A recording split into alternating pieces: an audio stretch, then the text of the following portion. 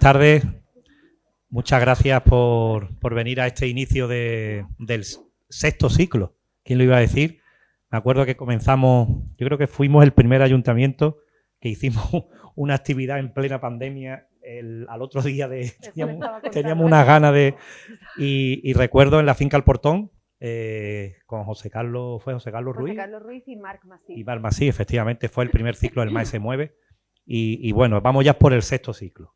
Quiero agradecer aquí a mi compañera Mari Carmen Molina, concejala de Igualdad, que esté aquí presente esta tarde. José Antonio Mañas, como responsable también del Museo Andaluz de la Educación, comisario del MAE.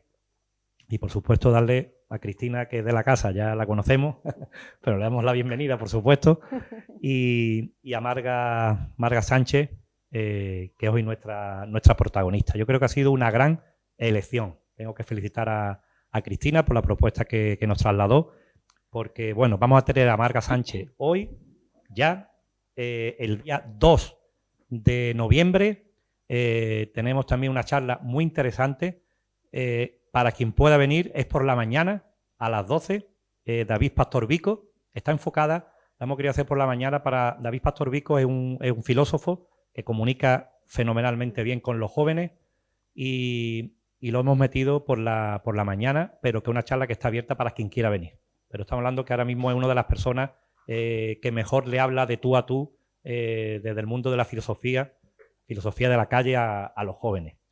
Y el día 16 de noviembre terminamos el ciclo, después volvemos a partir de enero, febrero, volvemos otra vez.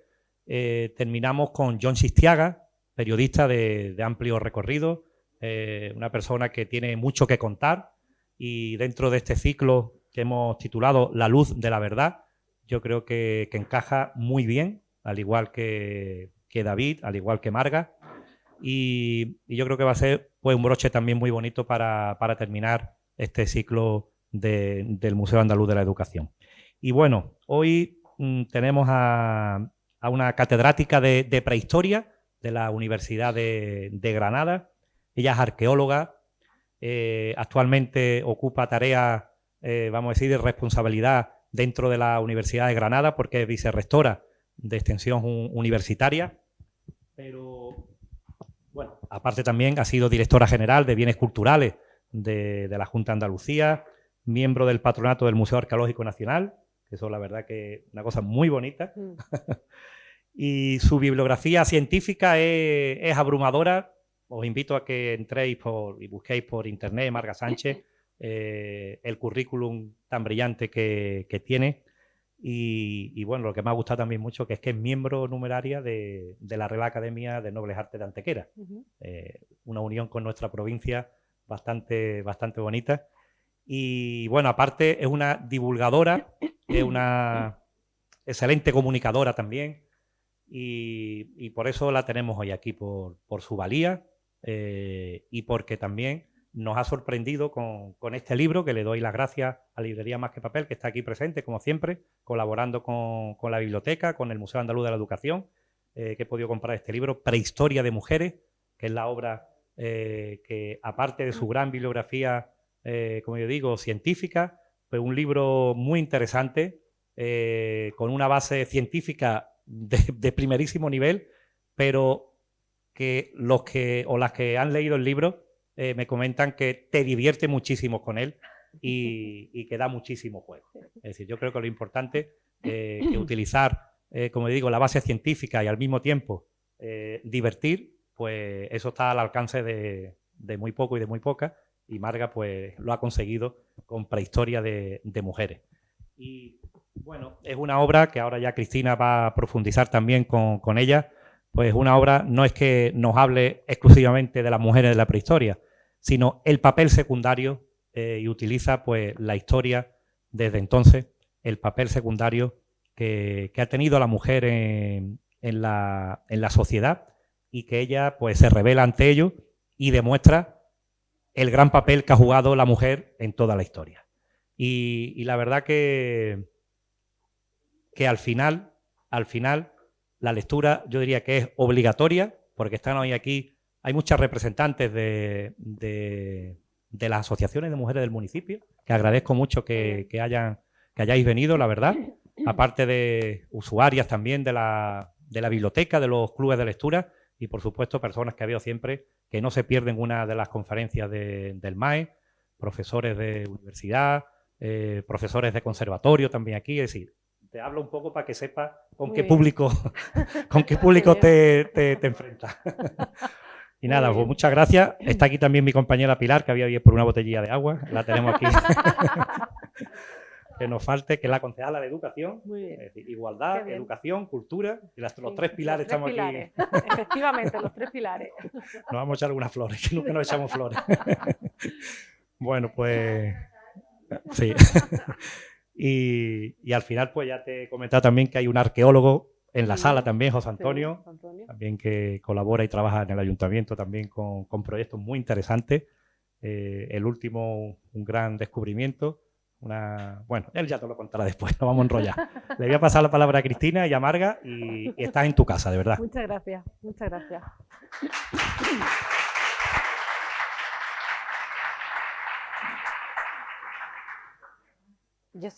¿Se oye? Sí, ¿no? Sí, ¿no? Bueno, buenas tardes. Hablo normal, vale. Bueno, buenas tardes, bienvenidas y bienvenidos a la sexta edición del ciclo El MAE se mueve, en su versión de otoño, porque desde hace ya 3 ediciones decidimos, sí, ¿no? O 2 ediciones, porque parece que llevamos muchísimo tiempo, pero llevamos desde 2020. Debido precisamente a la gran repercusión que ha tenido este ciclo a nivel nacional, que le estaba contando a Marga por el camino, bueno, la gente que ha pasado por aquí, le hablaba de Manuel Cruz, de Eduardo Madina, Montserrat Domínguez, Natibel Preciado, Esther Paniagua, Lucía Velasco, que cuando vas sumando cada nombre, la verdad es que una se queda abrumada por la suerte que hemos tenido, ¿no? Bueno, Adela Cortina, José Antonio Marina, es decir, un municipio de una provincia andaluza, ¿no? Que si viviéramos en un centro de poder, pues a lo mejor lo veríamos más natural, pero yo creo que tiene muchísimo más mérito los logros que hemos conseguido reivindicando, pues lo que siempre decimos desde el Museo Andaluz de la Educación, que es construir conversación pública. Y en esa invitación a construir la conversación pública, que yo creo que es más necesario que nunca, veníamos también diciendo las dos que qué tiempo más feo este, ¿no? Estábamos diciendo las dos qué tiempo más feo este tan extraño, ¿no? En el que tenemos todas las herramientas para comunicarnos, pero hacemos justamente lo contrario, ¿no? En lugar de conversar desde lo público y desde lo colectivo, lo que hacemos es incomunicarnos, ¿no? Y en ese afán por construir conversación pública, lo público adquiere más sentido que nunca. Así que toca en esta dimensión pública de este ciclo los agradecimientos, o dicho de una manera mucho más sencilla, las personas que hacen posible este ciclo, que estemos todas y todos hoy aquí reunidos para escuchar a Marga Sánchez. Empezando por el Ayuntamiento de Alhaurín, por el concejal y las concejalas que están aquí, muchísimas gracias por el impulso, por el apoyo, al Museo Andaluz de la Educación, a su comisario, que es mucho más que su comisario, es el corazón, el estómago y el cerebro. Y digo lo del estómago porque él, como buen científico, sabe que hay que nombrar siempre el estómago para que todo organismo funcione correctamente. Entonces José Antonio Maña es corazón, es cabeza y es estómago. Así que muchísimas gracias por todo. A José, que se nos ha ido del Museo Andaluz a otro sitio, pero él sigue también ahí, sigue ahí. Y a las compañeras de bibliotecas que, bueno, hay que reivindicar siempre estos templos del saber y del conocimiento, y como siempre me gusta a mí hablar de las bibliotecas públicas, siguen siendo esos lugares que defienden los valores democráticos. Dicho de una manera mucho más sencilla, garantizan la cultura democrática, es decir, garantizan que el conocimiento llegue por igual a todas las personas, provengan de donde provengan, y independientemente de su contexto socioeconómico. Así que muchísimas gracias por vuestra labor resistente y resiliente. Muchísimas gracias. Y por último, pero no por ello menos importante, a todas las personas que estáis aquí reunidas, algunas ya, bueno, formáis parte de mi ecosistema, y como bien ha dicho Manolo, Manuel López, yo siento Alhaurín como mi casa, es así. y a las compañeras de la librería, el punto de venta, que son esenciales para poner toda la maquinaria en marcha. Y dicho esto, paso a presentar a esta fuera de serie, porque si hablamos antes de la necesidad de construir conversación pública, ella tiene su obsesión por corregir todas las asimetrías de la historia o de la prehistoria. A ella le gusta emplear la palabra sustantivo historia porque, claro, es un periodo enorme, muy largo, muy desconocido. También vamos a hablar ahora de ello, ¿no?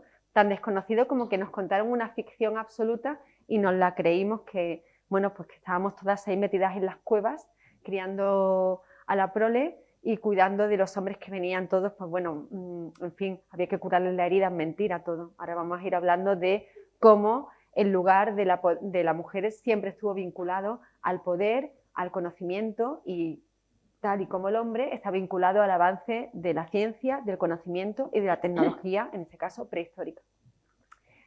También hablábamos de conversación pública, de comunicación. Quien lea este ensayo, quien se aproxime a este ensayo, se dará cuenta que lo puede leer personas con un amplio conocimiento de este periodo histórico o alguien que se aproxime desde la mirada más virgen, porque el lenguaje que ella emplea es un lenguaje capaz de seducir y de cautivar a cualquier tipo de lector o lectora. Ahora sí, le voy a dar la bienvenida al Museo Andaluz de la Educación, a Laurín de la Torre. Marga Sánchez, bienvenida a esta tu casa. Muchísimas gracias por estar aquí. Muchísimas gracias. Muchísimas gracias. Yo, si me permites, antes de empezar también quisiera agradecer a todas las personas. Voy a ser mucho más breve porque ella ya las ha mencionado a todas y yo seguro que voy a perderme alguna, así que a las mismas personas, a todas las personas que estáis aquí, que habéis hecho posible esta conversación, pues muchísimas gracias. Y yo estoy de acuerdo con el tema de las bibliotecas públicas. A mí una de las cosas que más...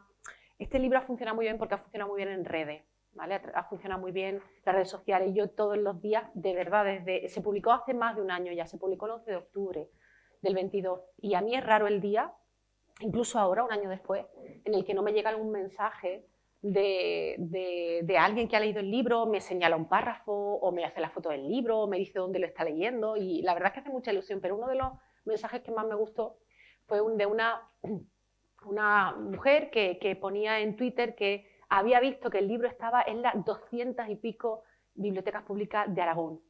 Y otra le contestó, pues está en las 100 y pico de Cataluña, ¿no? Y a mí eso me hizo mucha ilusión, porque que el libro esté en la biblioteca es lo que hace que la gente lo pueda leer, ¿no? También en ese... Y bueno, que un libro que has construido con tanto cariño y esté ahí puesto a disposición de todo el mundo, a mí me hizo mucha ilusión. O sea que estoy completamente de acuerdo con lo que has dicho sobre la biblioteca. Y por supuesto al museo y al ayuntamiento, de verdad, muchísimas gracias por hacer posible que yo esté esta tarde hablando con esta otra fuera de serie que es Cristina, ¿no? Que ya si nos ponemos a hablar bien, hablamos. Cristina también es una fuera de serie. Bueno, vamos a empezar, vamos a ir recorriendo. Por cierto, Eloy Muñoz, el fotógrafo que está siempre aquí silencioso haciendo esas fotos tan bonitas, me avisan más o menos, me avisáis cuando, porque hoy no tengo el teléfono móvil, o sea, 50 minutos me hacéis así una señal para que preguntéis vosotras a vosotros, pero en cualquier momento levantáis la mano y le preguntáis a Marga.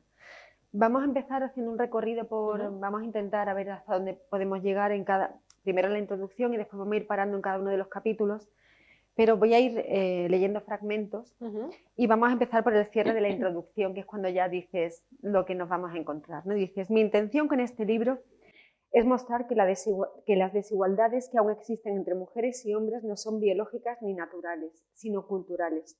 Las hemos construido. Como verás, en un largo proceso de miles de años, las mujeres comenzamos a perder espacios de representación, de conocimiento o de toma de decisiones. Pero seguíamos estando ahí. La arqueología, la historia, el relato sobre quiénes somos empezó a no contarnos a nosotras, a entender que había sitios en los que no estábamos, sin ningún criterio científico, a infravalorar los sitios en los que sí se nos veía, a sustentar la idea de que esas desigualdades eran primigenias e inevitables, que formaban parte de lo que somos como sociedad. Yo quiero que veas a las mujeres de la prehistoria, quiero que conozcas las evidencias que nos las muestran, quiero que te acerques a ellas a través de lo que nos cuentan sus cuerpos o los objetos que crearon y usaron o cómo se representaron, porque esta es otra historia que también es la nuestra. apaño. Entonces, en esta gran presentación que en realidad estás abarcando ya casi todo, desde una cuestión más superficial, quiero empezar por el principio, es decir, ¿en qué momento de la historia de la humanidad el relato se pervierte? ¿En qué momento se decide que la mujer es recluida en la prehistoria al ámbito privado y desaparece, como bien dices aquí, del ámbito público, es decir, de su vinculación con la toma de decisiones, con el conocimiento y con el avance de la sociedad a través de la ciencia o de la tecnología de la época? A ver, lo primero que hay que empezar diciendo es que el pasado es una cosa y la historia es otra. La historia es el relato de algunos de los hechos del pasado, pero no es el pasado completo. En el relato histórico, en los libros que escribimos, en los manuales, no contamos toda la historia. No sabemos lo que pasó el 7 de diciembre del 750 después de Cristo. O sea, el pasado es una cosa y la historia es los hechos que decidimos, los personajes, los eventos que decidimos contar de ese pasado. Eso es la historia. La historia es un relato, es una narración que tiene mucho conocimiento científico detrás, pero no deja de ser, de estar tomando decisiones sobre lo que se considera que es importante y lo que no. En ese relato, y el que se construye desde la arqueología, el siglo XIX es un siglo fundamental. ¿Por qué? Porque en la segunda mitad del siglo XIX es cuando la arqueología se convierte en una disciplina científica. Antes ha habido gente que hacía arqueología, hacía excavaciones arqueológicas. Ya las poblaciones griegas hacían excavaciones arqueológicas para buscar los restos de poblaciones que habían estado allí antes que ellos, ¿no? O sea, esto ya se hacía. Pero cuando la arqueología se convierte en ciencia, es decir, esa disciplina con la que hacemos relatos que enseñamos en los coles, que ponemos en los libros, que es el relato que tenemos que asumir como el verdadero, eso pasa en la segunda mitad del XIX. Y claro, imaginaros, el siglo XIX era un siglo interesantísimo, pero terrible para las mujeres. Para las mujeres el siglo XIX fue catastrófico. Las mujeres en la segunda mitad del siglo XIX todavía están pidiendo el voto, ¿no? Lo llevan pidiendo, quieren participar desde la Revolución Francesa como ciudadanas. No se les permitió, aunque estuvieron luchando por eso, no se les permitió luego llegar a esa categoría de ciudadana. Llevan 2 siglos pidiendo intervenir en lo público. Y en el siglo XIX quieren votar porque quieren ser votadas también, quieren estar en los lugares en los que se deciden las cosas. Claro, además acaba de terminar la revolución industrial, que ha cambiado el mundo occidental y el mundo que no es occidental, al que hemos ido a esquilmar ya con los procesos de colonización, a llevarnos las materias primas. Además, han terminado hace poco también las guerras napoleónicas, en las que los estados están peleando por saber dónde está su frontera. Y en todo eso, el relato científico que se hace desde la arqueología juega un papel muy importante. Porque lo que hace es decir, es en el momento en el que se hacen los grandes museos nacionales, los de Bellas Artes, los museos arqueológicos nacionales, surgen en ese momento porque lo que se quiere es decir, mira, esta es nuestra historia. Además, como digo, han pasado la revolución industrial que ha cambiado el mundo y que dicen, bueno, pues todo lo que tenga que ver con esa tecnología realmente en otras épocas también ha cambiado el mundo. Y esto lo hacen los hombres. Y las mujeres pidiendo el voto. Y en ese voto, las mujeres, en esa sociedad, las mujeres que pintan bastante poco, evidentemente no entran a formar parte del relato histórico. ¿Por qué? ¿Por qué vais a estar en el relato histórico si no sois importantes? Si no manejáis el poder, no manejáis las tecnologías, no habéis participado en esos conflictos violentos con los que consigues el poder. ¿Qué interés tiene que las mujeres tienen el discurso a través de la arqueología? Y entonces se las borra. Porque además tenéis que tener en cuenta que cuando hablamos de la prehistoria, estamos hablando de nuestro pasado más lejano. Si podemos situar una decisión actual, si podemos situar una desigualdad actual en la prehistoria, casi la hacemos inamovible, porque esto pasó así desde la prehistoria. Por tanto, es que no tiene mucho sentido, está así desde nuestros orígenes. La desigualdad existe desde los orígenes de la humanidad. Las mujeres y los hombres han mantenido relaciones de desigualdad desde la prehistoria. Claro, eso hace que parezca algo que no puedes cambiar. Además, como digo también ahí, basamos esa desigualdad en diferencias biológicas. De manera que hombres y mujeres somos diferentes. Sí, claro. ¿Eso tiene que transformarse en desigualdad? No. La diferencia no tiene por qué terminar en desigualdad. La desigualdad es una opción histórica. Las sociedades deciden por funcionamientos internos que hay gente que tiene que tener más poder que otro, o más privilegios que otro, o más que otro. Y eso es una decisión, porque hay sociedades en la actualidad que son mucho más igualitarias de lo que somos, incluso en esta sociedad, que ya es bastante más igualitaria que el pasado más cercano. Entonces, claro, se utiliza el relato de la prehistoria para sustentar los discursos de ese momento, para decir, no ves, es que esto tiene que ser así, porque lleva pasando así desde la prehistoria. Y en la prehistoria es cuando empieza todo, es lo que nos hace seres sociales. Y por tanto, si en la prehistoria estaba, ¿por qué ahora en el presente vamos a tener que cambiar esto? ¿No? Entonces, eso es como se configura en ese momento el relato.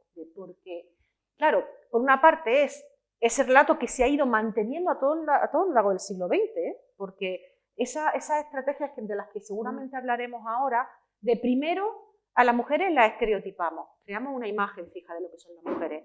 Después, otra estrategia que se utiliza es negarlas en determinados espacios. Y el tercero es invisibilizarlas, es decir, que lo que hacen las mujeres, lo que han hecho históricamente las mujeres, no se vea. De manera que los libros de historia no cuentan a las mujeres, porque se las ha estereotipado, se las ha negado y se las ha invisibilizado. Me voy a saltar una de las partes. Me voy a saltar una de las partes que tenía señalada en el libro. Es muy curioso, pero me voy a saltar escuchándote, me ha surgido una duda. Claro, la sensación es que en el 19 es cuando se descubre esta estrategia de manipulación del relato histórico para preservar, asegurar unos privilegios, ¿no? Asegurar, consolidar unos privilegios y al tiempo que se asegura unas desigualdades al otro género.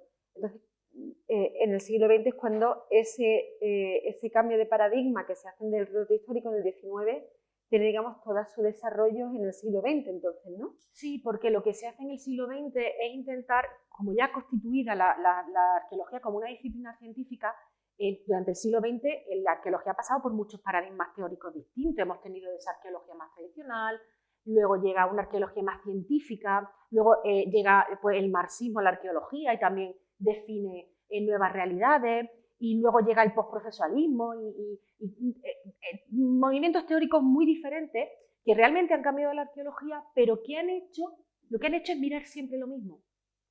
Claro, ¿qué hace cuando llega el feminismo en los años 80? Fijaros que el feminismo llega a la arqueología en los años 80. ¿Qué hace cuando llega el feminismo a la arqueología? Dice, a ver, vosotros habéis mirado esto lo vamos a echar un ojillo, por si acaso, o habéis despistado en alguna cosa.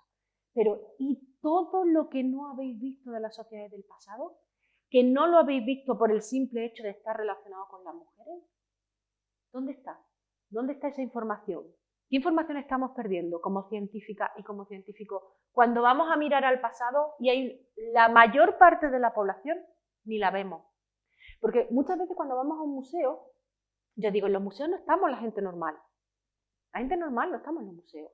En los museos tú entras a un museo y ves a unos señores muy, ¿no? que están con la metalurgia, con la caza, con el arte rupestre, son todos como icónicos, ¿no? Es que ni siquiera están todos los hombres, porque no hay niños representados en los museos, no hay hombres ancianos tampoco, por supuesto ni mujeres, ni niñas, pero digo, oye, que la historia que cuentan en este museo, en la mayoría de los museos, no es la gente normal, es de la gente que tiene el poder o la gente que hace cosas que hemos decidido que son como fundamentales, ¿no?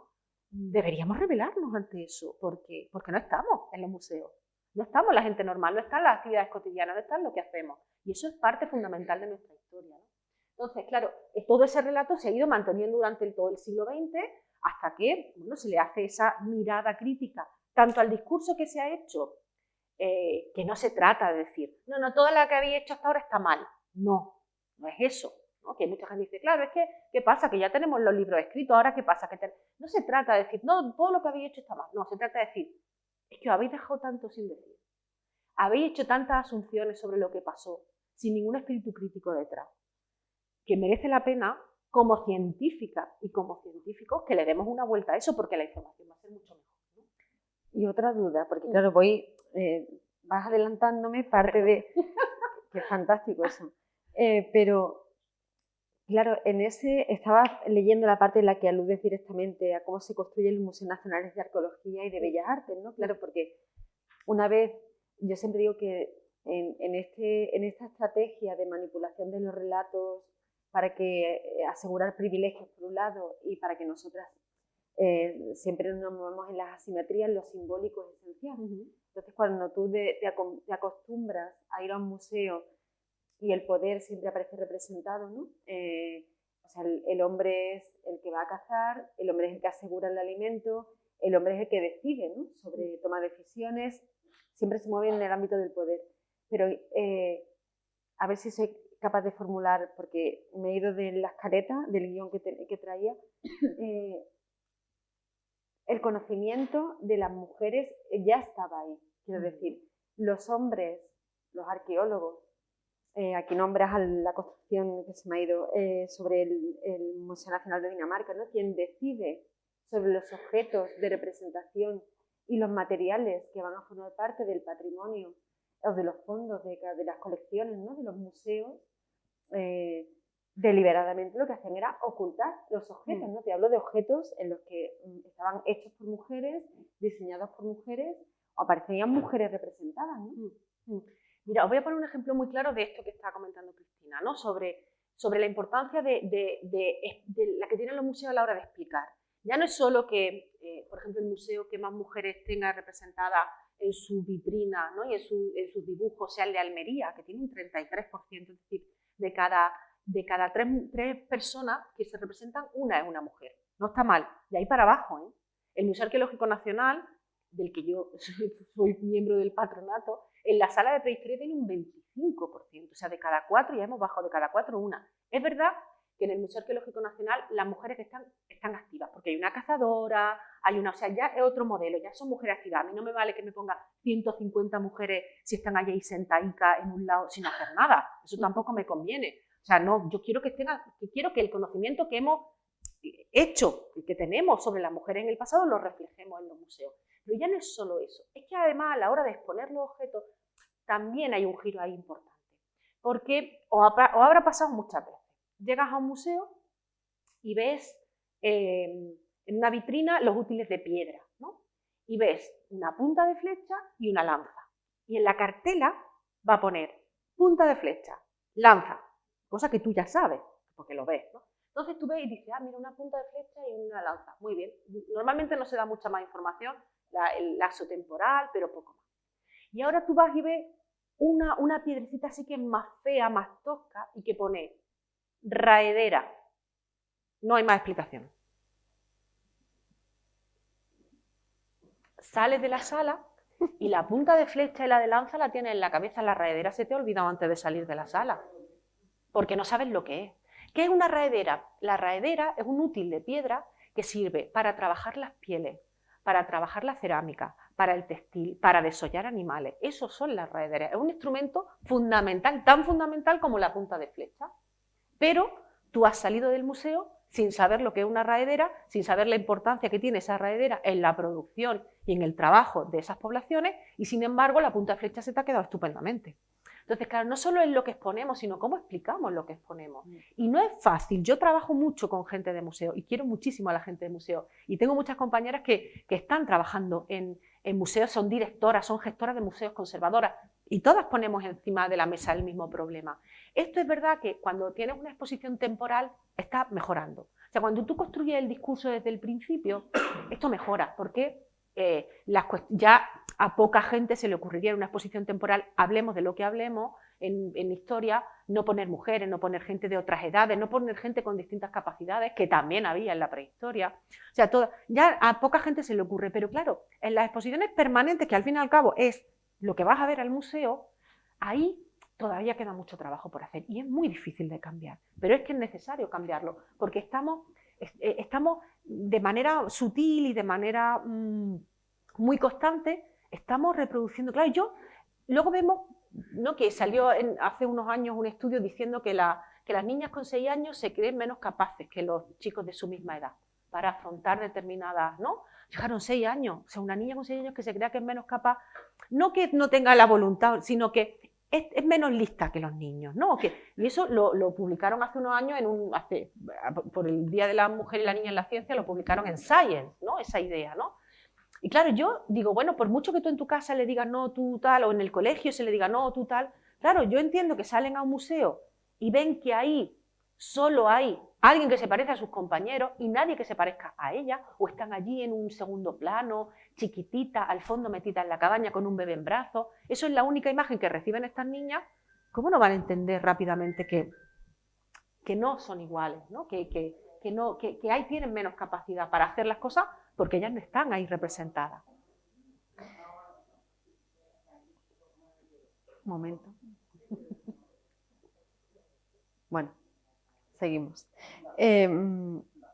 Claro, hay lo que estás diciendo de cómo se maneja el relato histórico, cómo se muestran los museos. Entonces ahí te manejas el tema de...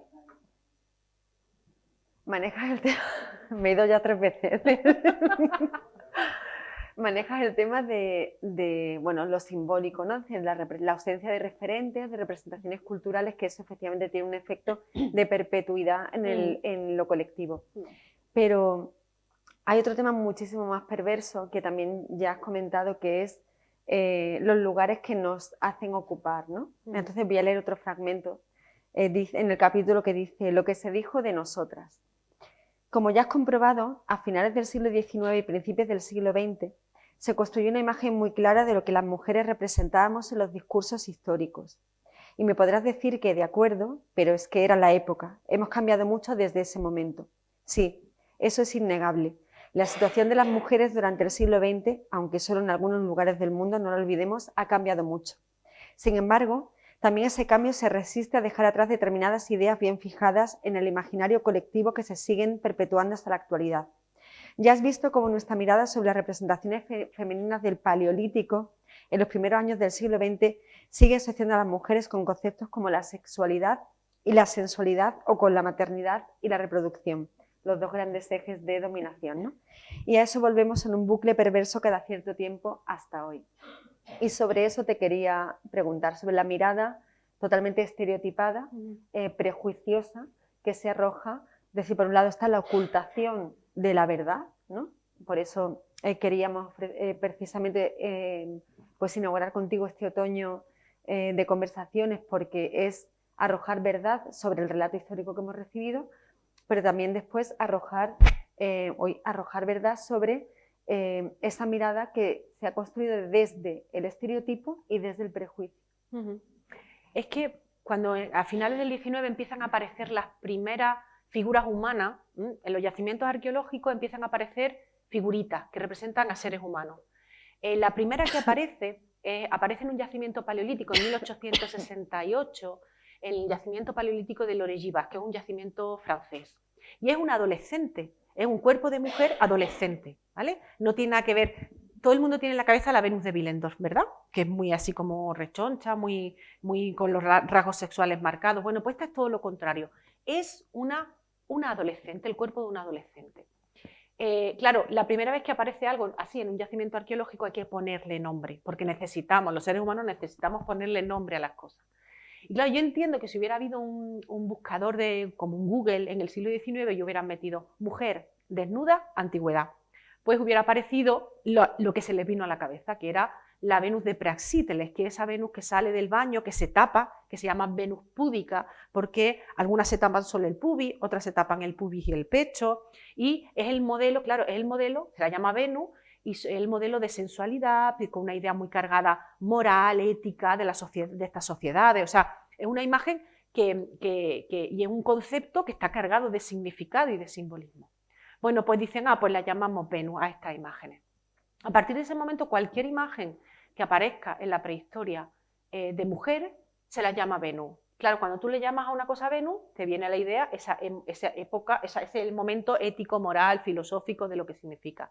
Pero resulta que esos cuerpos de mujeres, se conocen 140, 150 figurillas en toda Europa para esos momentos, resulta que son mujeres adolescentes, son cuerpos de mujeres embarazadas, son cuerpos de mujeres ancianas, por la configuración del cuerpo. Hay mujeres que van peinadas, que van vestidas, que van adornadas, que significan cosas muy distintas. Y sin embargo, esa estereotipación que se hace llamándolas Venus desde el principio, hace que ya no queramos saber nada más de ellas. no queramos saber, oye, ¿por qué se representan a mujeres mayores? ¿O por qué se representan a adolescentes? ¿O por qué se representan? ¿Hay algunas que tienen los rasgos sexuales muy marcados? Por supuesto, es el paleolítico. La gente está pendiente, la reproducción de la vida, de las plantas, de los animales, de las personas, depende de cosas que no se controlan. Por supuesto que hay algunas representaciones, pero no son todas. Y como las igualamos a todas, estamos perdiendo mucha información sobre lo que esas imágenes nos pueden enseñar sobre las mujeres del pasado. Así que, claro, ¿qué pasa? Que dicen, pues las mujeres son cuerpos, o sea, o son cuerpos sexuados o son cuerpos que paren, ¿vale? Estos son las mujeres. Ahí no hay tecnología, no hay conocimiento, no hay innovación, no hay sabiduría. No, porque son cuerpos que, bien, pues eso, son uno de esos dos modelos. Y esos modelos se van repitiendo a lo largo de todo el siglo XX con pocas variaciones, ¿no? No sé si me vas a preguntar o te adelanto. Por eso digo, a lo mejor quieres que avancemos en los años 60, ¿no? Es que sobre eso bueno, yo me he ido un poquito porque te estaba escuchando, entonces me he acordado de los efectos, o sea, ahora iremos a cómo esto influye en el ahora, en la toma de decisiones, es decir, de las mujeres sobre los lugares que debemos ocupar, pero escuchándote cómo se representan las diferentes Venus, ¿no? Dices aquí, sobre un artículo científico que aparece en el Nature, ¿no? Sí. Que es curiosísimo, dice, mientras que el artículo científico en el que se dio a conocer se limita a describir las características de la estatuilla, en una sección dedicada a las novedades arqueológicas en la revista Nature se afirma: la figura es explícita y descaradamente la de una mujer con una exageración de las características sexuales, senos grandes y sobresalientes, una vulva muy agrandada y explícita, y vientre y muslos hinchados que, según los estándares del siglo XXI, podrían verse como lindando con lo pornográfico. Y tú dices, y sí, ahí está otra vez el emoticono del grito. ¿De verdad es necesario entender esa figura de miles de años de antigüedad como algo obsceno? Claro. O sea, ¿por qué para mirar una figura de hace 35.000 años, 20.000 años, tenemos que usar el término pornográfico? Pero, o sea, la Venus de Willendorf la censuraron en Facebook por pornográfica. O sea, pero claro, todo eso influye en lo que es el cuerpo de una mujer es algo malo, ¿no? Pero es algo malo porque es algo que hay que controlar, no porque sea algo, sino porque hay que controlarlo, ¿no? Entonces, una artista italiana subió una imagen de la Venus de Willendorf que había utilizado para su obra y la censuró Facebook por pornográfica. Y un señor que es un arqueólogo en un comentario de una revista científica dice, en la Venus esta figurilla es casi pornográfica teniendo en cuenta los estándares de la actualidad. Pero de verdad, ¿de verdad tenemos que utilizar los estándares de la actualidad para hablar de una figurilla que tiene 20.000 años? No, eso de hecho... No, está avalada por Nature, o sea, claro, por la comunidad científica. O sea, Y de hecho yo conocía el artículo, me fui al artículo porque apareció en El País, en el año 2009, apareció un artículo que ese señor había dicho que esa Venus era casi pornográfica, ¿no? Entonces, claro, o sea, estamos otra vez volviendo a situar a las mujeres en lo mismo, siempre la intentamos llevar a los mismos lugares, ¿no? Para que no parezca otra cosa. Entonces siempre la llevamos a esos mismos lugares. Sí. Ahora vamos a ir a un poquito más... Sí. Lo reciente, pero un poco más hacia atrás, porque todo eso que estás hablando, esas representaciones, ¿no? O sea, por un lado el ocultamiento del conocimiento real, de lo que hacían las mujeres, de cómo participaban de la sociedad, el papel que realmente ocupaban, y por otro lado esa mirada estereotipada y prejuiciosa que siempre se ha arrojado sobre nosotras. Eso tiene un efecto en nosotras, muy directo, que es los lugares que consideramos debemos ocupar o no podemos ocupar. Y que además aquí dice, voy a leer un fragmento cortito, dice, muchas mujeres que estaban dispuestas a seguir ocupando determinadas posiciones en el ámbito económico-social se enfrentaron a muros construidos con discursos que volvían a situarlas en los ámbitos domésticos. Y te preguntarás, ¿qué tienen que ver las sociedades prehistóricas en todo esto? Pues mucho, porque para apoyar la vuelta a lo de siempre, qué mejor que recurrir a nuestros orígenes, a lo que siempre ha sido correcto. Así que las sociedades prehistóricas se convierten en foco de creación de discursos sobre los que está bien que hagan los hombres y lo que está bien que hagan las mujeres, lo que es natural. Entonces, Claro, porque todo lo que hacemos las mujeres está como muy naturalizado, ¿vale? Nosotras somos muy biologías. Esto ya los griegos lo hablaban, ¿no? De las mujeres naturaleza, los hombres cultura. La cultura siempre domina la naturaleza. Entonces, esto ya es un argumento que se viene dando desde hace mucho tiempo.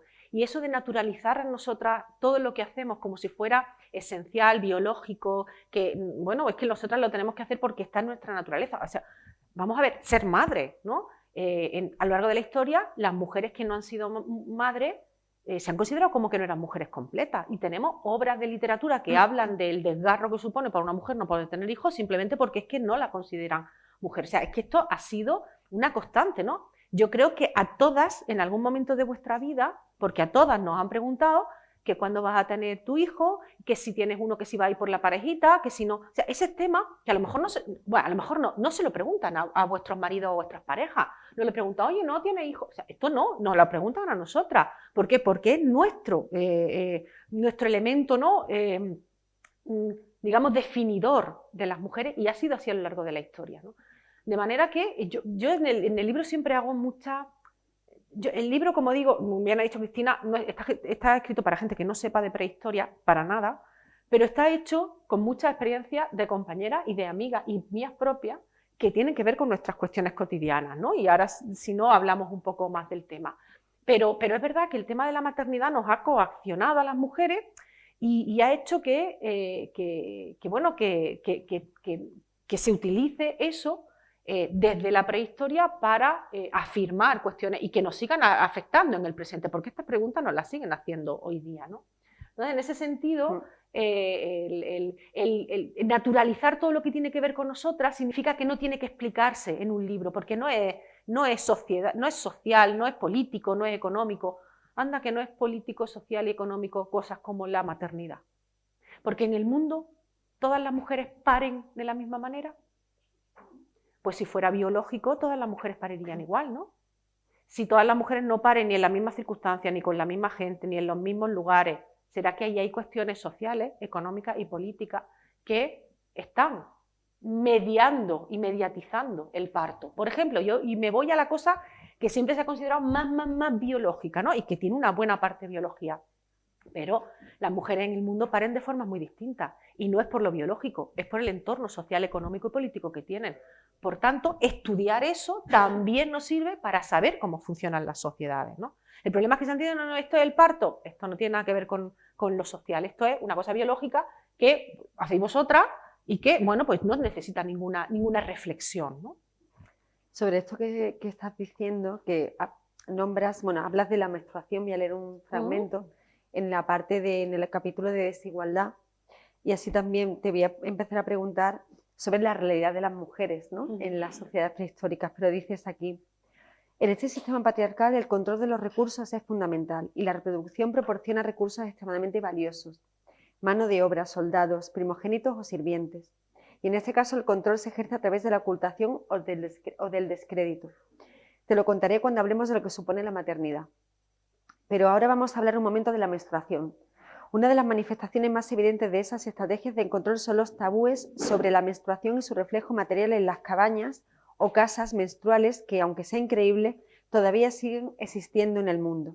Los tabúes menstruales están tan extendidos que es posible considerarlos universales. Y no te creas que cuando hablamos de tabúes nos referimos a grupos culturales muy alejados de nuestro mundo occidental y modernísimo. Buena prueba de ello es el debate que ha levantado la reforma de la ley del aborto, que incluye algunas cuestiones relativas a la salud menstrual, más allá de la crítica tradicional al derecho a Y efectivamente es todo esto que estabas comentando, ¿no? Es decir, lo sexual, el deseo, la sensualidad, la maternidad, bueno, todo lo que tenga que ver con la reproducción y cómo se representa y cómo además se utiliza también sobre nosotras como herramienta de control sobre nuestro cuerpo, ¿no? Ya desde la prehistoria. Claro. Pero desde la hora, claro. Desde la hora, sí. A ver, esto es que, porque claro, la gran pregunta es ¿cuándo surge la desigualdad entre mujeres y hombres? ¿Cuándo empieza a construirse? Claro, esto es un proceso muy lento y muy complicado de explicar, pero bueno, hay muchas mujeres, muchas investigadoras que llevan mucho tiempo intentando conocer este proceso y en este sentido, pues yo tengo que mencionar a Almudena Hernando, que es una catedrática de la Complutense de Madrid, de prehistoria, que ella lleva muchos años intentando descubrir cómo se producen esos procesos de desigualdad, ¿no? Y claro, imaginaros, cuando son sociedades cazadoras-recolectoras, pues hay una división del trabajo un poco, pero no hay muchas desigualdades. Cuando las sociedades empiezan a producir, a cultivar y a tener ganado y a tener ganadería, es cuando empiezan en algunas ocasiones a tener excedentes. Y los excedentes son la clave de todo. Porque cuando alguien tiene un poquito más que el que tiene al lado, empieza a poder intercambiar cosas y a tener cosas que los demás no tienen, eso genera, no voy a decir adicción, pero sí genera un estado de ánimo. Y claro, mientras esa persona que se ha dado cuenta que eso que produce, lo produce porque tiene más mano de obra. ¿Y cómo consigues la mano de obra? A través de los hijos que tienes y de las hijas que tienes que van a trabajar para ti, ¿no? Entonces, como digo, esto lo estoy explicando de manera muy simple, son miles de años de proceso, ¿no? Pero de manera simplificada, cuando alguien tiene ese poder un poquito más que el que tiene al lado, claro, imaginaros, ¿no? Cristina se da cuenta de que, uy, mira, yo he intercambiado y ahora tengo un huevo de avestruz porque he tenido más y ahora lo tengo, y Marga no lo tiene. Y entonces yo veo el huevo de avestruz y digo, mira, Cristina, qué mona, ¿no? Hay que ver qué suerte que ha tenido que sea, pero no me preocupa que tenga. Pero Cristina está pensando, escucha, esto tengo yo que seguir avanzando, yo tengo que seguir teniendo más. Y mientras ella está procurando tener más por ese control de la reproducción, por ese manejo, está además pensando en lo que me va a contar a mí para que yo crea que eso es lo natural. Porque eso es muy importante, la desigualdad no es solo que alguien tenga más, sino que haya gente que crea que merece tener menos. Esa es la gran clave de la desigualdad. Entonces ella está pensando, bueno, pues voy a empezar a decir que es que yo tengo más capacidad porque tengo una inspiración divina, o porque por sangre me merezco más, y empieza a construir el discurso de la desigualdad, para que yo, que tengo menos y que en principio porque claro, las diferencias al principio son muy sutiles. Cuando yo me di cuenta, digo, pero bueno, ¿dónde va? Ya va 3 kilómetros delante mía, y ya es imposible que yo la alcance, ¿no? Entonces, en eso consiste la desigualdad. Entonces, ese primer momento es cuando se empieza a controlar a las mujeres, porque eso está claro, la sedentarización implica tener muchísimos más hijos, ¿no? Porque cuando son poblaciones cazadoras-recolectoras que se están moviendo por el territorio, no significa que se muevan todos los días, pero bueno, se van moviendo cada cierto tiempo, cada 2 o 3 meses cambian de ubicación. Ahí vas con lo opuesto prácticamente. Las criaturas tampoco puedes llevar 4 o 5, tienes que llevar algunas en brazos, entonces bueno, se van moviendo por el territorio y se tienen menos hijos. Pero una vez que te asientas, que te sedentarizas, que construyes cabañas, empiezas a tener muchos más hijos, porque además son los que van a conseguir que haya más producción, ¿no? Y ahí es cuando se marca, en un proceso, como digo, muy lento y muy complejo, pero que es inexorable, el elemento de la desigualdad entre mujeres y hombres. Vamos a hablar ya de lo que hacían las mujeres, ¿no? Hay 2 capítulos que se titulan Vosotras no deberíais hacer eso. Uno atiende a la caza y el otro atiende a la guerra. Entonces voy a leer, bueno, el apartado de la caza, de lo que vosotras no deberíais hacer esto. Hay un yacimiento en los Andes que se descubre que pensaban que pertenecía a un hombre y se dan cuenta que es una mujer. Por todo lo que se encuentra, es decir, útiles de caza, etcétera, etcétera, y dice al final, Marga, al final de este capítulo, ahora iremos a la guerra, primero la caza. Así que sí, las mujeres han cazado y cazan en la actualidad en muchos lugares del mundo. Y sí, sin duda la mayoría de los cazadores son hombres, pero eso no nos debe llevar al error de confundir un patrón de conducta con una mitología épica de lo que ha supuesto la caza y, por tanto, los hombres para la humanidad. Ella viene de explicarnos que efectivamente las mujeres cazaban en las sociedades prehistóricas, pero igual que los hombres, pero que esto no tiene que influir en cómo recibimos el relato histórico. Entonces te quería preguntar sobre las mujeres que cazaban, ¿no? Que es muy interesante.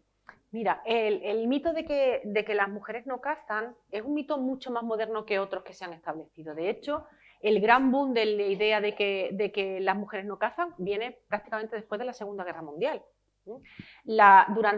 Sabéis que durante la Segunda Guerra Mundial hay muchas mujeres que van a las fábricas, a trabajar en las fábricas, ¿no? Igual que habían hecho en la Primera Guerra Mundial. Las mujeres del Reino Unido, de Gran Bretaña, consiguen el voto porque negocian con el rey que si abren sus casas para ser enfermeras, para ser tal, después les van a dar el voto. Fíjate, era una cosa imposible, porque las mujeres no estábamos preparadas para votar, pero en cuanto hizo falta fue una transacción casi económica y se les dio el voto a las mujeres, ¿no?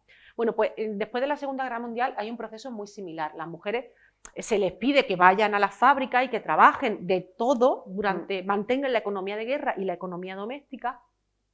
Cuando termina la Segunda Guerra Mundial se les pide que se vuelvan a sus casas, porque claro, llegan los hombres y dicen, pero ¿dónde está? El puesto de trabajo este es mío, ¿dónde vas tú? ¿No? Y hay muchas mujeres que se vuelven encantadas, pero hay otras que no se quieren volver. Oye, si yo he sido capaz de sacar este trabajo adelante, ¿por qué me voy a tener que ir a mi casa? Además, hay una literatura muy interesante que podíamos entrar en otro momento sobre todo lo que se le dice a las mujeres, primero para que vayan y segundo para que no vayan, para que ya no vayan, ¿no? Pero en ese momento, claro, la idea del hombre proveedor, y en ese momento es cuando se elabora todo el tema relacionado con la caza, con el hombre que caza, man the hunter, el hombre cazador, ¿no? Y ahí se empieza a elaborar todo un discurso en el que son los hombres los que cazan. Quienes nos hemos dedicado a esto sabemos que en la actualidad seguramente en algún lugar del mundo ahora mismo hay una mujer cazando, seguro, seguro. De hecho, ese primer encuentro que es el yacimiento de Perú de Vilamaya Pachá, que es un yacimiento de hace 9000 años, en el que se encuentran un cuerpo con un montón de armas para la caza mayor, de vicuña, de alpaca, de todos esos bichos que hay allí. Cuando se lo encuentran, un cazador. Claro, ¿qué pasa? Que ahora podemos hacer mucha analítica. Antes lo que se hacía era, tiene arma, es un hombre, tiene adorno, es una mujer. Así se sexaba, ¿no? En los yacimientos. ¿Qué pasa ahora que como podemos hacer mucha analítica, pues bueno, pues vamos a mandarlo a que lo analicen? Y cuando les devuelven los resultados, resulta que ese que pensaban que era un cazador es una mujer. Y entonces ahí está la gran clave. Yo en este yacimiento digo, es que es lo que nos tenemos que dar cuenta de lo que hace la ciencia. Lo que hace la ciencia es hacer preguntas distintas. Por mucha metodología, por muchas analíticas que tengamos, si no hacemos preguntas distintas, estaremos contestándonos siempre lo mismo. Por muchas analíticas que tengamos. ¿Qué dicen ellos cuando reciben ese dato de la mujer, que hay una mujer ahí? Dicen, podían haber dicho, sería la rarita del pueblo que cazaba, yo qué sé, déjala ahí apartada, no la mencione o vamos a callarnos, que aquí no ha pasado nada, nadie se entera. Lo que se preguntan es, ¿habrá más? ¿Habrá más? ¿Será esto un caso único o habrá más? Entonces lo que hacen es analizar todas las sepulturas con armas de ese periodo en ese territorio y descubren que hasta un 30% de las sepulturas que tienen armas son de mujeres. Entonces, claro, ¿son las que más cazan? No. ¿Son las únicas que cazan? No. ¿Pero cazan? Sí, claro que cazan. ¿Por qué vamos a negar que cacen? Y luego, además, a partir de ese momento, en los últimos meses han aparecido al menos 2 artículos científicos, uno de ellos que hace un estudio sobre todas las sociedades que aún son cazadoras-recolectoras, y hasta en el 70% de esas sociedades las mujeres están cazando. Y ha salido recientemente también un artículo que habla sobre el propulsor. El propulsor es una especie de instrumento en el que pones la lanza y eres capaz de lanzarlo muy. Bueno, pues la incorporación de la tecnología del propulsor a la caza durante el Paleolítico, las pruebas que se han hecho en la actualidad han demostrado que el propulsor iguala en potencia y en distancia al hombre y a las mujeres. ¿Tú crees que un elemento tecnológico van a decir, no, vosotras no cacéis, vamos a cazar solo nosotros, podéis hacerlo igual que nosotros, pero no cacéis? Oye, no, vamos a cazar todo y más bichos tendremos, ¿no? Entonces, es una cuestión también de economía de los recursos, ¿no? Pues el propulsor iguala en distancia y en potencia el lanzamiento de hombres y mujeres, y lo conocemos desde el Paleolítico. Por allí. Sí, ¿quieren preguntar? En una ocasión que leí un libro sobre la prehistoria, la mujer en la prehistoria. Creo que se llamaba algo así como la tarea de Eva. Entonces, uno de los fragmentos me sorprendió, porque siempre hemos tenido, no lo han puesto así desde siempre, de que en la prehistoria el hombre cazaba, la mujer en la cueva, con los críos, y así más o menos es como lo han puesto. Pero sin embargo leí el fragmento en el que no era así la historia, porque sí es cierto de que los hombres cazaban, ¿no? Y tenían que buscar a veces animales poderosos, animales que den más comida según el grupo, ¿no? Pero ese grupo de hombres que salían a cazar estaban fuera y estaban varios días que no volvían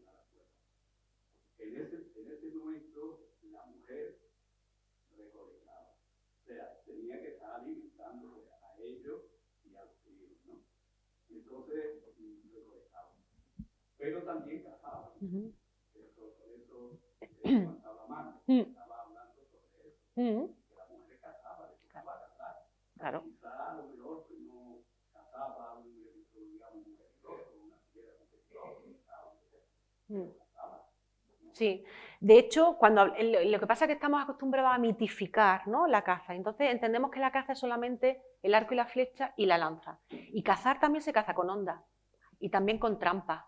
Y a lo mejor para a ti te conviene más cazar un conejo o una liebre que matar un bicho que no vas a consumir entero, porque ¿cómo lo conservas? Es que eso es una cosa que no... Entonces, claro, ¿cazar no es cazar con onda? Por supuesto que es cazar, claro que sí. Pero mitificamos, encumbramos, y pues yo como digo, es una cuestión de después de la Segunda Guerra Mundial, con esa idea de elevar a los altares, digamos, de la producción a los hombres como proveedores, porque hay un elemento muy fuerte de trabajo, de concienciar a las mujeres de que su sitio es la casa, es el hogar.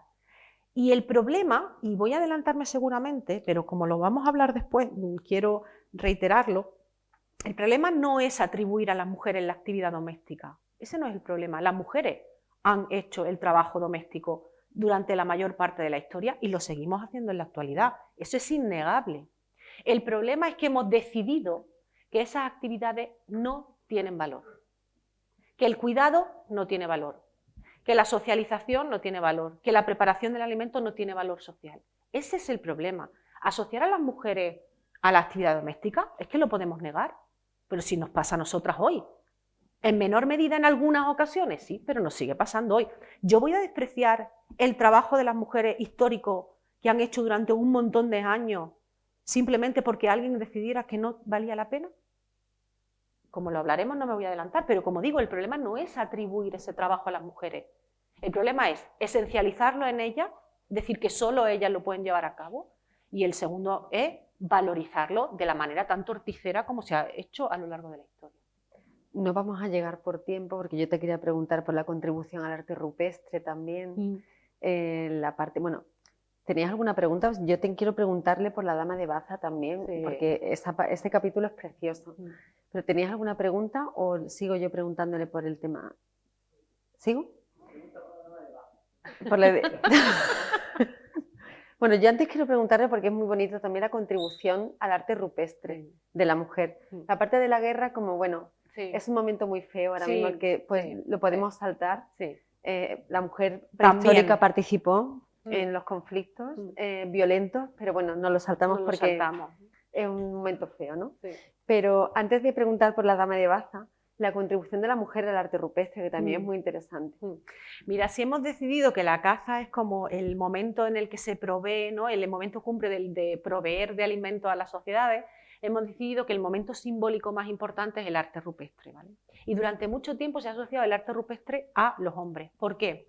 Porque entendemos que Altamira, por ejemplo, los bisontes de Altamira son la cumbre de un proceso creativo y simbólico hiperimportante que es como si Velázquez hubiera bajado y lo hubiera pintado, ¿vale? Esa idea del genio creador humano asociado a los hombres, a Velázquez, a Picasso, a todos, ¿no? El genio creador humano, entonces alguien así bajó y pintó, o sea, pintó Altamira, ¿no? Claro, yo adoro a la gente, de verdad, adoro a la gente del Museo de Altamira, son todas mis amigas, la directora empezando por Pilar Fatá y todas mis compañeras, y están haciendo un trabajo excelentísimo en cambiar ese discurso, ¿no? En decir, oye, vamos a darle la vuelta, ¿no? Porque es verdad que nadie puede probar que los bisontes de Altamira los pintó un hombre, no se puede probar. De hecho, nadie puede probar o sea, cuando a mí me preguntan, ¿no?, algunas veces he puesto alguna imagen de una mujer pintando y me dice, ¿tú eso cómo lo sabes? Digo, ¿y cómo sabes tú que pintaban los hombres? No se puede saber, no hay, pero el estereotipo y el prejuicio está tan fijado que fijaros, porque a lo mejor si os lo pregunto así aisladamente, oye, ¿tú crees que pintaban las mujeres en la prehistoria? Probablemente mucha gente me diga, sí, ¿por qué no? ¿No? Sí, bueno, no, ¿por qué no van a pintar? ¿No? Pero la prueba de que no pensamos eso como colectividad es que en 2012 se hace una exposición en el Museo Arqueológico Regional de Madrid, de la Comunidad de Madrid, se llamaba El arte sin artista. Y el dibujo de portada, o sea, la imagen de portada es una mujer pintando Altamira. Bueno, ¿cómo pusieron al señor que hizo el dibujo y al director del museo, a Enrique Baquedano, porque había dispuesto una mujer? Que esto era hacer política, porque claro, cuando hablamos solo de hombres, no estamos haciendo política, estamos haciendo ciencia de verdad. Pero tú metes a las mujeres, ya estáis haciendo política. ¿Entendéis? Entonces, claro, ¿qué pruebas tenemos? O sea, y fijaros, el arte rupestre es súper complejo, distinto en muchos lugares del mundo, que al fin y al cabo lo que es una forma de comunicación. Esta gente, estas poblaciones, no tienen libros, no tienen tele, no tienen escritura. ¿Cómo se cuentan entre ellos las cosas? A través de eso. Son elementos didácticos, son elementos... hay una cueva, la cueva del Trucho en Huesca, en la zona de Aragón, en el que hay un panel que hay manos, pero manos hasta de bebé. ¿Por qué? Porque es una forma de decir, esto, aquí estoy yo, aquí estoy, esto es, ¿no? Yo pertenezco a este grupo y ponen manos. O, fijaros, la maravilla que estamos en Málaga, la cueva de Ardales, ¿no? Que tiene esos son paneles que están llenos de pedagogía, de explicar los animales, de explicar el mundo. Es que esta gente tiene conciencia del mundo en el que viven y quieren transmitirlo. Entonces, limitar eso solamente a los hombres, sin ninguna prueba científica, porque a nosotras nos hace falta la huella dactilar, pero es que la hemos encontrado. Es que las mujeres necesitamos una huella dactilar para que la gente, alguna gente entienda que sí que participamos también. Bueno, pues la tenemos en un abrigo, que fijaros, paradójicamente, es un abrigo en Zújar, en Granada, que se llama el abrigo de los machos. Y hemos encontrado la huella dactilar de una mujer pintando, ¿no? Pero bueno, pues ya la tenemos, ya la tenemos. Esa noticia dio la vuelta al mundo. En todos los periódicos se ha demostrado por fin que las mujeres también pintaban, ¿no? Era ya, bueno, ya somos también, ya estamos nosotras ahí en esa intelectualidad, ¿no? Pero la prueba es esa, ¿no? Que rápidamente la gente critica diciendo, ¿tú cómo lo sabes eso? Pero nadie te pregunta, cuando tú pones un hombre en un lugar, nadie te pregunta por qué lo sabe. No. Hay otro capítulo que venimos de los capítulos de vosotras no hacéis estas cosas, vosotras no deberíais estar ahí, que es cuando hablas de la dama de Baza. Mira, la dama de Baza es súper curiosa, ¿no? Porque claro, ya no es solo, como he dicho, no es solo que las estereotipemos a las mujeres o que invisibilicemos las actividades, sino que nos empeñamos en negarlas cuando están ahí, ¿no? Porque no nos cuadra con el discurso. En 1971, en julio de 1971, aparece en la necrópolis, en una de las necrópolis de lo que era el poblado íbero de Basti, ¿no? El Oppidum íbero de Basti, aparece una sepultura en la que hay una sepultura además que ordena y organiza toda la necrópolis, ¿no? Una figura central, en la que en la sepultura hay una estatua sedente, una urna funeraria, seguro que la conocéis, está en el Museo Arqueológico Nacional y está muy bien expuesta y con todo su parafernalia, en la que hay una señora, la dama de Baza, una señora entronizada con un montón de joyas y además en un principio se han hecho incluso representaciones visuales porque estaría pintada de rojo, amarillo, de verde, de azul, es un diseño geométrico y con joyas doradas muy, muy espectacular, que es una urna funeraria. Es decir, en el mundo íbero, en gran parte del mundo íbero, lo que se hace es que procesos de cremación. La gente cuando muere se la pone en una pira, se crema, se quema y se guardan los huesos en este caso aquí en el costadito tiene un agujero y ahí se mete la urna donde están las cenizas, ¿vale? ¿Qué pasa? Que el proceso de cremación de la edad del primer milenio antes de Cristo no tiene nada que ver con los procesos de incineración hoy, porque alcanzamos temperaturas muy altas y eso ya no tiene nada que ver, ¿no? Entonces muchas veces esos huesos, hay huesos diagnósticos, es decir, huesos con los que podemos sexar y dar edad a esas personas, aunque estén en proceso de cremación. Bueno, pues desde el primer momento, el descubrimiento tuvo que ser divertidísimo, porque claro, se creían que se había aparecido la Virgen. Entonces, desde Baza iban de excursión a ver la Virgen que se había aparecido en el yacimiento, que era esa, ¿no? Y entonces, es un proceso muy divertido y desde el primer momento cuando se estudia, porque claro, ¿qué tenían? Tenían 4 conjuntos de armas, con falcatas, con espadas, con escudos, ¿no? 4, como el armamento de 4 guerreros al lado de esa figura de mujer, y además una cerámica que no eran de la época, sino que venían de 400 años antes. O sea que fijaros, 400 años habían conservado esa cerámica y la habían puesto en esa sepultura, lo que era, bueno, pues una sepultura muy, muy relevante. Desde el primer momento, el primer señor que estudió los huesos, el primer antropólogo que estudió los huesos, dijo, es una mujer. Válgame Dios. ¿Una mujer cómo va a ser? No, no, estás equivocado. ¿Tú estás seguro al 100%? Oye, mira, antropología física esto es muy difícil. Decir al 100% es muy difícil y además unos huesos cremados, mira, no, pero bueno, yo en mi investigación, lo que yo creo que es una mujer. No. Te has tenido que equivocar, esto no. Durante 40 años, esos huesos se han estado diciendo que eran de un guerrero. Hasta que a principios de los años 2000 el Museo Arqueológico Nacional, donde está esta estatua, esta urna, decide hacer un gran congreso conmemorando, pues me parece que eran los 40 años del descubrimiento, porque el año pasado, o hace 2 años, en el 2021, se hizo el 50 aniversario del descubrimiento. Pues harían el 40 aniversario. Montan un gran congreso, vuelven a analizar todo, a hacer un estudio tanto de la urna como de las armas, como de los propios huesos, y le mandan los huesos a analizar a un equipo que durante mucho tiempo estuvo en la Autónoma de Madrid, en el Laboratorio de Antropología Física de la Autónoma de Madrid, que son Beatriz Robledo y Gonzalo Trancho, y les dicen, le dicen que analicen los huesos. Y analizan los huesos y dicen, esto es una señora de 30 años. Ya está. Si habéis creído todo lo que hemos hecho, todos los informes que hemos dado en los últimos años, esto lo tenéis que creer también. ¿Por qué dudáis tanto? Porque hay armas y estamos... Entonces, claro, ya finalmente... ¿Cuál es este es un guerrero? Durante mucho tiempo se ha creído que era un guerrero íbero. ¿Es un guerrero íbero? No. ¿Es una guerrera íbera? No. No tiene por qué ser una guerrera íbera. Es una señora con el suficiente poder y la suficiente relevancia como para que se la entierre con ese ajuar funerario.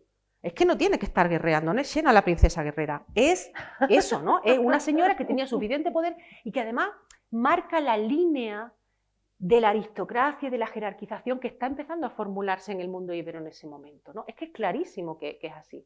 He de decir que no ha faltado quien haya dicho, sería la mujer de. En serio, publicado, O sea, que ha faltado de que sería la mujer de, o la hija de, o la madre de, porque eso es muy recurrente también, nosotras eso no. Pero bueno, ahora ya, de hecho ha cambiado ese descubrimiento junto con otros que se están haciendo en los últimos años y con esa mirada distinta, ha cambiado la idea de cómo se ha ido formando la jerarquía en el mundo íbero y los procesos de jerarquización y de aristocracia en el mundo íbero, que evidentemente necesitan una pareja para procrear, si no es difícil. Bueno, pues eso, ¿no? Es lo que ha pasado. Bueno, no se me ocurre mejor manera de terminar esta charla. Antes de pediros que le demos un aplauso inmenso, recordaros que tenemos un punto de venta aquí para que ahora Marga os firme, espero que todos los libros que trae en la librería. Y ahora sí, un aplauso muy fuerte para Marga Sánchez, por favor. Muchas gracias.